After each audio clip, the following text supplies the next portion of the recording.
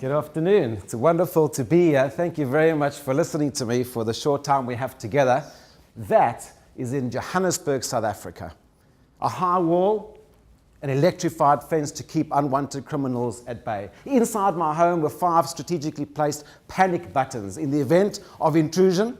Needless to say, they were super stressful. But here's the thing I'd like to admit to you today, that I really sucked at managing my own stress, right? I had no idea how to do it. Living in that kind of environment, I had no idea. So I went on a little bit of a quest. And it took me to places like India, where I started to study how the Vedas managed stress, and spent some time with Meiron Lees. You may have heard of him, the father of positive psychology. And how does positive psychology impact our stress levels? And spoke to Buddhist monks. And then what I used to do when it all got too much for me, I used to drive 4.5 hours from my home. And guess where I was? The Kruger National Park. Oh, the smell of Africa. I came to Australia 12 years ago. Wasn't really happy to live in that kind of environment.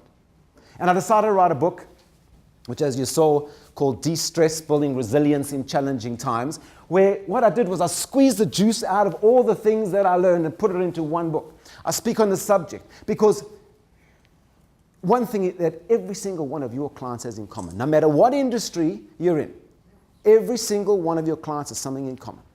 And that is, they all have challenges. Because resilience is the antidote to stress, the antidote to managing challenges.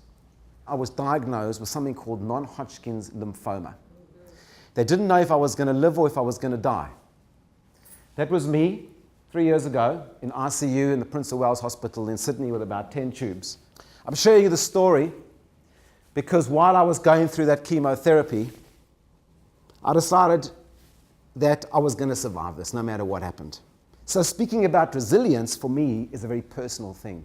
And for me, the reason why I'm up here today and the reason why I'm passionate about speaking to clients is because resilience is such an incredible tool that we all need to do, and I've lived it.